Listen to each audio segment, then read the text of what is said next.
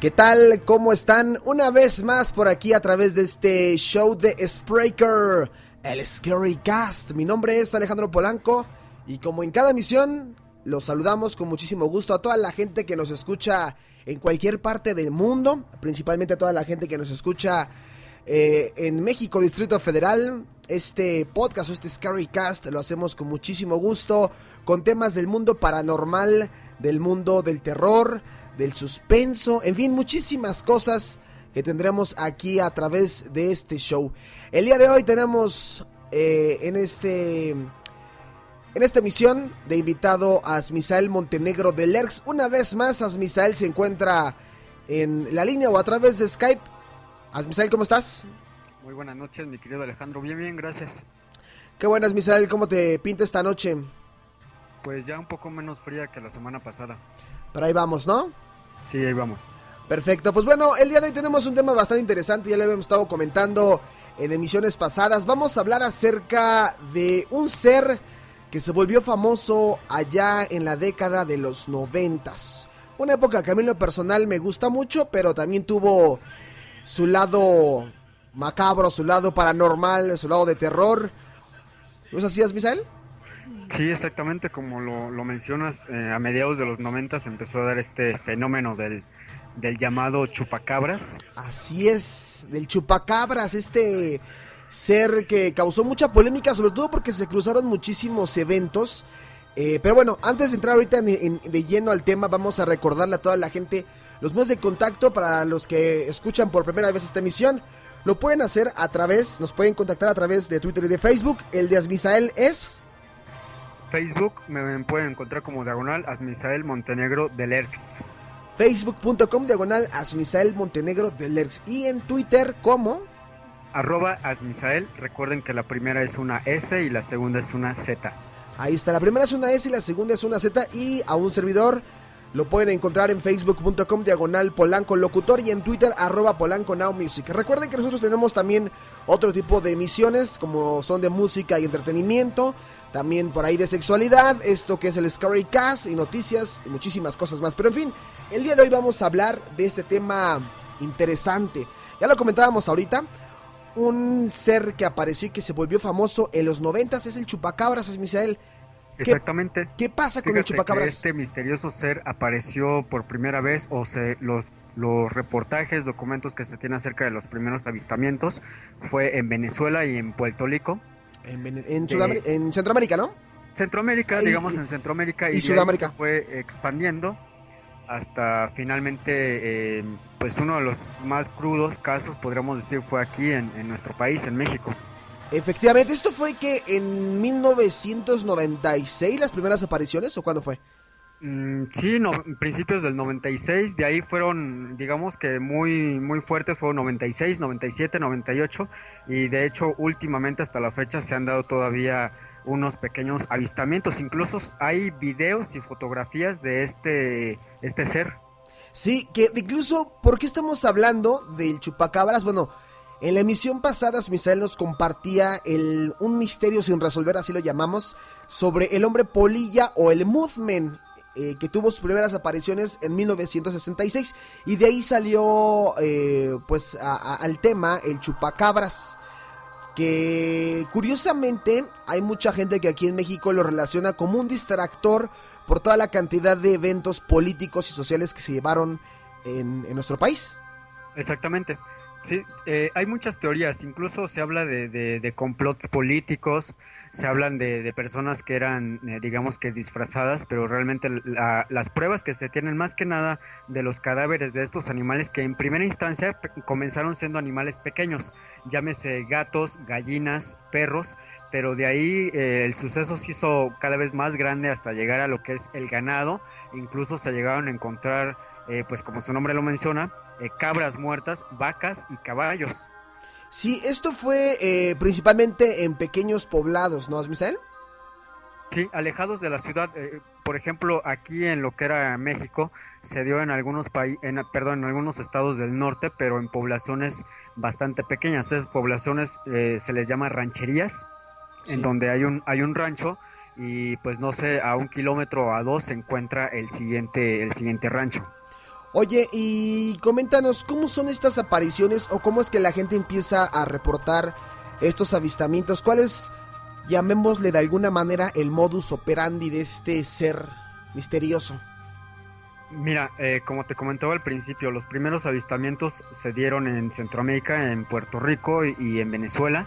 Ahí empezaron a reportar que veían a una especie como de canino, así lo reportan, una extraña raza de perro salvaje, sin pelo, muy parecido a una raza muy característica de nuestro país, me refiero al xoloescuincle, a diferencia de que el animal que empezaron a avistar en ese lugar era demasiado grande para ser un perro, y cuentan que podía caminar erguido y que al momento de que se percataban de la presencia y él obviamente se dan cuenta de que ya lo habían visto, se inclinaba y empezaba a correr en cuatro patas, es decir, era una especie antropomorfo entre un perro y entre algo que se podía erguir, digamos un oso, para que la gente se cree una especie de idea.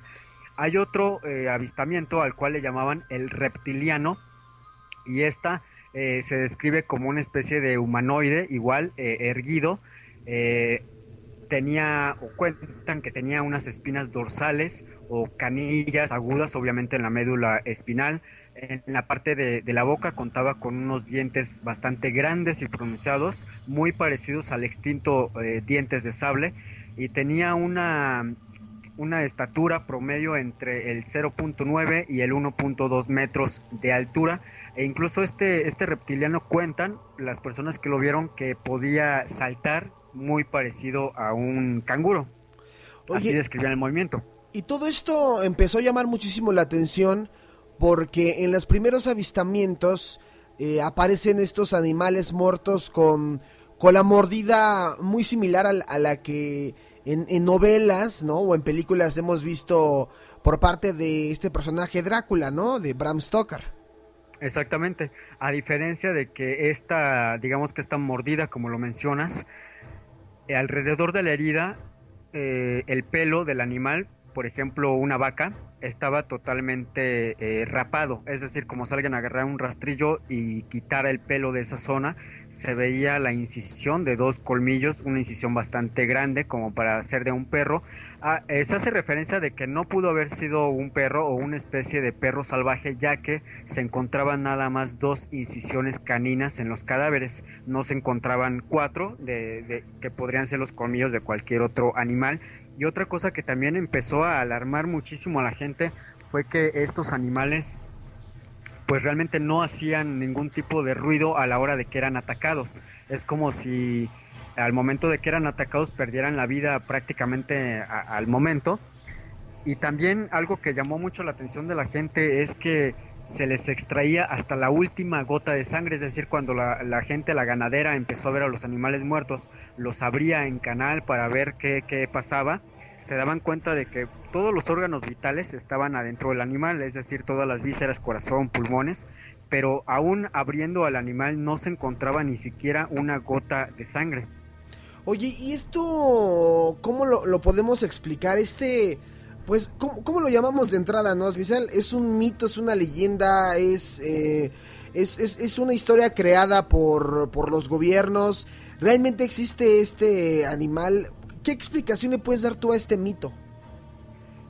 Pues mira, realmente está muy bien planteada la palabra que utilizas, porque es un mito. Realmente no sabemos si fue una invención, si es de verdad. De hecho, hay teorías bastante, entre comillas, locas, que hablan de que era un ser alienígena que se alimentaba de estos animales. Incluso hay otra teoría que habla de una especie de murciélago bastante grande, que incluso sí existe en la actualidad. Es un murciélago que llega a medir hasta 70 centímetros de alto, a diferencia de que este murciélago solamente existe en Oriente, estamos hablando allá en Filipinas, Birmania, etcétera, y se alimenta de frutas, no se alimenta, no es vampiro, vaya, es totalmente herbívoro, y una explicación como tal, sinceramente no te la podría dar, es decir, no podría decirte que es un animal mitológico, porque ni siquiera en cualquier otra mitología griega, romana, maya, celta, como le quieras llamar, hay datos de un animal que se pudiese parecer a él y que habláramos de que estuvo escondido, no sé, cientos o miles de años por ahí, como a lo mejor el monstruo del lago Ness o el Yeti.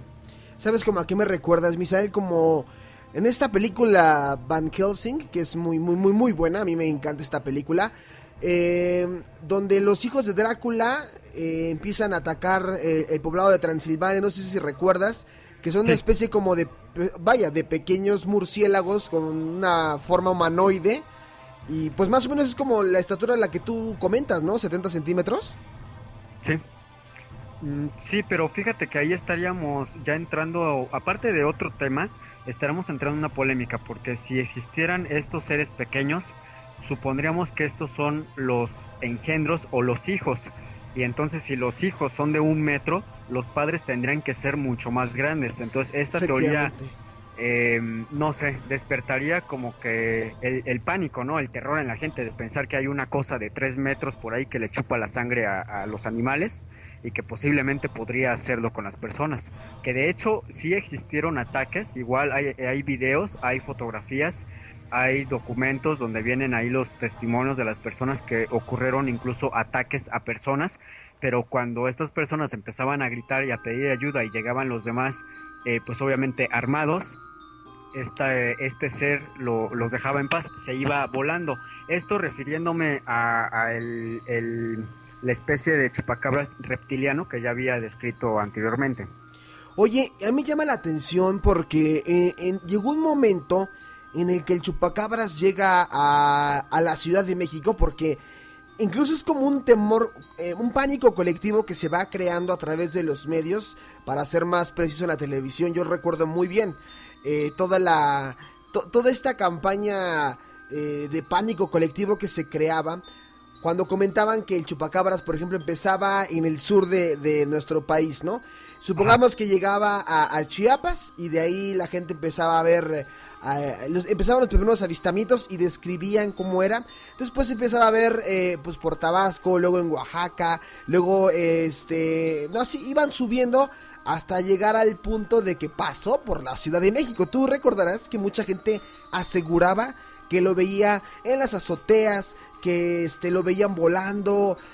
Bueno, aquí ya más bien sería como cuestionarnos qué tanto la gente se llegó a sugestionar con este tema, porque pues bueno, ya tienen como de referencia en todos los medios cómo era este ser y cómo se iba apareciendo en cada lugar y cómo era la forma en la que atacaba, ¿no? Llegó un grado en que terminó, creo que en Estados Unidos, ¿no? O sea, pasó por toda la República Mexicana. Sí, exactamente, fue, digamos que se aventó el mochilazo desde Puerto Rico, que fue donde se originaron los avistamientos, y pasó aquí en México. De hecho, recuerdo que los ataques, los avistamientos, pues durarían fácil como 2 años más o menos, en lo que, como tú mencionabas, cambiaba de estado, y en algún momento, digamos que se volvió el fenómeno de pasar a rancherías muy alejadas y de pueblos que uno ni siquiera había escuchado mencionar, hasta aparecer en las ciudades más concurridas como Guadalajara o Monterrey. Y eso crea que la gente, pues sí, como bien mencionabas, entra la paranoia, entra el mito, el de será cierto o no será cierto, es que mi vecino dice que lo vio, y ya sabes, ¿no? El amigo de un amigo me contó. Yo pienso que gran parte del mito se debe a las especulaciones más que nada. Sí, sobre todo porque además se creó, o sea, no nada más fue el fenómeno paranormal del chupacabras, ¿no? También se creó toda una moda, o sea, quien no se acuerda del chupacabras en esta década de los 90, bueno, pues realmente no tiene una buena memoria sobre todo lo acontecido en nuestro país. Y yo recuerdo que mucha gente ya empezaba hasta a dibujar al chupacabras, había playeras, relacionaban el fenómeno con, por decir, en la música. Yo recuerdo muy bien que lo asociaban también en la música, ¿no? No sé si por ahí existe algún tema, yo creo que sí debe existir algún tema o varios temas musicales, pero me llama la atención porque hacen una comparación incluso ahora que ocurrió esta lamentable pandemia de la influenza, que curiosamente o políticamente no estábamos muy bien en esos momentos, y en los 90s sucedía lo mismo o peor. Había muchos asesinatos entre políticos, estaba la guerra de poderes, estaban los dimes y diretes, el cambio de sexenio. Entonces era como un distractor para la gente, es lo que muchas personas llegaron a comentar, ¿no? Que esto lo hacían para que el gobierno creaba este fenómeno para que se entretuviera con eso y no prestara atención a todos los conflictos políticos y sociales que en ese entonces había. Sí, exactamente, lo que aquí en México y creo que en algunos otros países se conoce como la famosa cortina de humo. Claro. Sí, o sea, crear todo un mito, todo un evento, ¿no? Para crear este pánico colectivo y distraer totalmente la atención de lo que realmente interesa en ese momento, ¿no? Ajá, y es como te mencionaba, se empiezan a mover ideas. Yo creo que en algún lugar del mundo, aquí en México, sinceramente no recuerdo o no, si existió no lo vi, pero te puedo asegurar que en alguna parte del mundo incluso vendían la figurita del chupacabras, o una especie de figura de acción. Se sacaron camisetas, se sacaron... De hecho, ahorita que menciono lo de la música, creo recordar una canción tipo tropical, bachatona por ahí, que habla precisamente de eso, del chupacabras, y fue en algún momento tan escandaloso o tan fuerte este mito del chupacabras que incluso lo llevaron a películas de bajo presupuesto donde trataban de explicar el mito, y también John Carpenter, el creador y director de los Expedientes Secretos X, incluso en aquel tiempo cuando este programa estaba en pleno apogeo, le dedicó un programa entero acerca del chupacabras, solamente que ellos dieron una versión muy distinta, muy rara, vaya. ¿En serio existe un capítulo de los Expedientes Secretos X? ¿Sí? Y fíjate que no fui muy fan de esta serie. O sea, últimamente he visto los capítulos, pero yo desconocía que existía un capítulo relacionado al chupacabras. Yo me acuerdo haber visto uno que hacían como en referencia al monstruo del lago Ness. Pero al chupacabras no, fíjate que no recuerdo. Y bueno, y si lo hicieron, pues imagínate hasta qué grado llegó, ¿no? Que en Estados Unidos llegaron a abordar ese tema. Y es un comportamiento muy peculiar y muy similar al que tocábamos el tema pasado, el Mothman o el hombre polilla. Pero aquí la gran diferencia es que este ente no era de 2 metros.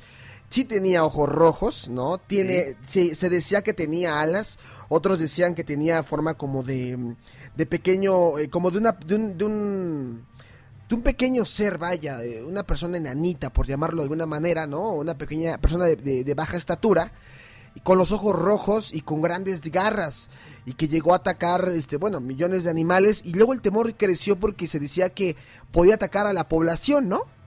Sí, sí, exactamente. Ahí fue donde realmente el pánico se llegó a hacer, se volvió una pandemia, vamos. La gente de las rancherías empezó a armarse, a hacer recorridos por donde estaba el ganado, por los bosques, por la sierra, buscando a esta cosa, a este animal. Y realmente es una estrategia, yo me atrevería a decir que muy buena, como cortina de humo para distraerte de lo demás. Vaya, en lo que tú andas buscando al chupacabras, pues acá hacemos otra cosa y no te das cuenta. ¿Qué animales son como quien si hiciéramos como un pequeño top, los animales más recordados que fueron víctimas del chupacabras? Yo recuerdo mucho las vacas y las cabras, que serán como los principales, las debilidades, ¿no? De la gente de las rancherías. Las cabras, las vacas, incluso llegué a ver también perros. Y todo esto, ¿por qué lo comento? Porque llegó también un momento en el que no se explicaban cómo era posible que un perro no se pudiera defender del chupacabras. Quizá una vaca sí, porque no tiene la rapidez que tiene un perro, ¿no? Uh-huh. Pero ya este animal, un animal, no sé, se me ocurre, no sé, algún perro de cualquier raza, vaya. Pero un perro es más rápido que un animal como una cabra o como una vaca. No sé qué otros animales se tengan registro que fueron atacados. Mira, como lo mencionas, realmente las presas eran sumamente fáciles. En primera instancia comenzó con gallinas, porque obviamente es sumamente fácil agarrar una gallina. Sí. De ahí se fue con animales más grandes, obviamente porque una gallina no posee la misma cantidad de sangre que pudiera contener una cabra o una oveja, y fue escalando hasta que llegó así que al ganado bovino y incluso a matar caballos. Es decir, pensar que el modus operandi con el que usaba esta cosa, este ser, se dio cuenta que le funcionaba bastante bien, pero que necesitaba una presa más grande. Me preguntabas una explicación. Mira, tanto aquí en México como en los diferentes países de Centroamérica en donde se dieron estos avistamientos, estamos hablando de prácticamente todo Centroamérica, estamos hablando de México, Puerto Rico, Bolivia, Ecuador, Argentina, Brasil, Honduras, Nicaragua, Colombia, es decir, Incluso hasta Norteamérica medio llegó. continente. Sí, llegó a Norteamérica, pero digamos que llegó en la última fase, es decir, cuando el furor... Ya ven en si declive, lo ¿no? exactamente, ya ven en declive. Entonces, menciono estos países porque todos estos países tienen una raza canina en común. Me refiero al coyote. Todos estos países hay una población, digamos que no muy grande, pero todos estos países existe un coyote, obviamente con sus diferentes, llamémoslas razas, pero en todas existe este animal. El coyote tiene una facultad para atacar siempre en solitario, es decir, es de los pocos animales salvajes que no cazan o que no hacen una especie de cacería en masa. No se reúnen tres o cuatro como los leones Sí, en o manada. en manada, exactamente. Ahora, otra explicación, otro punto a favor de esta teoría de que pudiesen ser un coyote. Estos animales son muy propensos a una enfermedad que se llama escabiosis. Aquí en México y en gran parte del mundo lo conocemos como sarna. Cuando a un animalito, llámese gato o perro, le llega a dar esta enfermedad de la sarna, lo primero que pasa es que empiezan a tener deformidades en el cuerpo y se quedan totalmente sin pelo. Es como un tipo, como si fuera un cáncer, ¿no? Más o menos. Más o menos, ajá, y exactamente como un cáncer, la escabiosis ataca las células del cuerpo y debilita al animal. Esto hace que el animal ya no pueda cazar. En primera instancia, que ya no pueda, por ejemplo, corretear a un animal en medio del bosque o en medio de la sierra. En segunda instancia, el hecho de que haya bastantes coyotes enfermos de escabiosis quiere decir que se tienen que unir en manada, aunque realmente no esté en su naturaleza, pero saben que no pueden atacar de uno por uno, porque si no, obviamente van a morir de hambre. Y otro punto a favor de esto es de que de la deformidad que te comentaba, en donde se da más la deformidad en estos animales es en la cabeza. Por ejemplo, pierden lo que son las muelas y pueden llegar a perder 3/4 partes de su dentadura, quedándose solamente con los caninos, es decir, los colmillos, que servirían finalmente tanto para matar como para desgarrar a una víctima y comérsela. Te comento esto porque le daría una explicación muy buena a que estos animales solamente eh, le quitaran o succionaran la sangre de sus víctimas, la sangre de estos animales, dado a que no podían comer la carne, pues la sangre de todos modos contiene proteínas y nutrientes que puede mantener en pie no solo a animales, sino incluso a una persona. Entonces la teoría que tú estás manejando es que el chupacabras podría ser un coyote. Exactamente. Pudo haber sido un coyote enfermo de escabiosis que lo orilló a moverse en manada con otros animales también enfermos, porque esta enfermedad de la sarna o la tiña es sumamente contagiosa. Pero en algún momento pudieron haber detectado este problema, ¿no? Digo, en varias partes de Centroamérica y de incluso de Sudamérica también.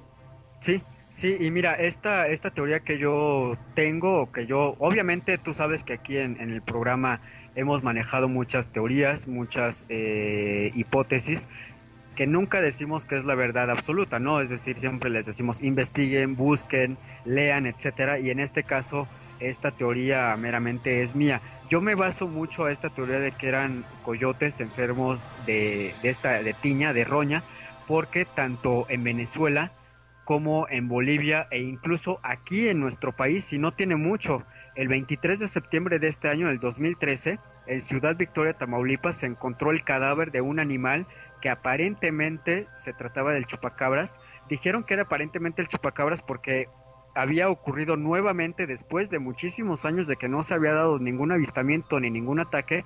De la nada otra vez el ganado comenzó a ser atacado. Empiezan a hacer otra vez las redadas, las cacerías, y encuentran el cadáver de un animal que de hecho lo pueden nuestros amigos oyentes buscar en Google. Es un animal muy parecido a un perro, pero que tiene las deformidades que yo ya les había comentado, es decir, carece de pelo, prácticamente no tiene dentadura, tiene la cara totalmente deformada, es decir, uno lo ve y no pensaría que se trata realmente de un perro.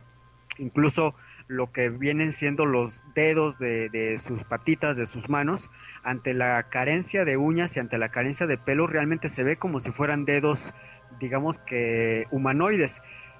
En Venezuela se da nuevamente el hallazgo del cadáver de esta cosa, de este ser, pero aquí ya entra un poco más la ciencia, es decir, llegan antropólogos, llegan zootecnistas, llegan veterinarios, encuentran el cadáver, le hacen obviamente pruebas y determinan que sí, que en primera instancia se trata de un canino, es decir, de la familia de los caninos. Ya después cuando hacen pruebas de ADN y todo ese rollo, pues se dan cuenta que efectivamente es un coyote y que este animal sufría de dicha enfermedad.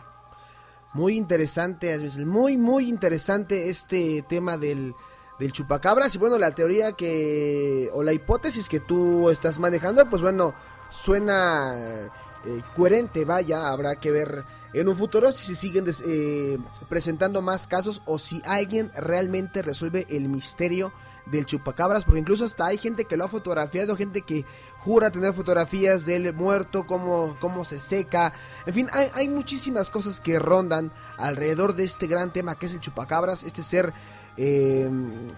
pues del mundo paranormal que se presentó en los 90s. Asmisael, muchísimas gracias por habernos comentado y habernos compartido estos pequeños datos, estas primeras apariciones, las apariencias, la explicación a este mito y bueno, todo lo que gira alrededor del chupacabras. No, de nada, para servirte. Y bueno, los medios de comunicación con un servidor y también con el señor Alejandro Polanco, pues están totalmente abiertos para que nos manden sus propuestas o sus preguntas acerca de algún tema que quieren que tratemos. Con mucho gusto lo haremos en este medio. Pues ahí está, Asmisael ya nos hizo la invitación y sí, así como lo dice él, escríbanos, díganos qué temas son los que quieren escuchar, preguntas, dudas, incluso comentarios de Scarycast pasados. Con muchísimo gusto nosotros vamos a estaros aquí diciendo al aire. Con esto llegamos al final de esta emisión del Scarycast, el chupacabras. Asmisael, muchísimas gracias, nos escuchamos aquí en la siguiente emisión. Claro que sí, con mucho gusto. Mi nombre es Alejandro Polanco, les deseo que tengan una tétrica y escalofriante noche y cuidado porque en una de esas quizá y se encuentran el chupacabras. Que tengan muy buena noche.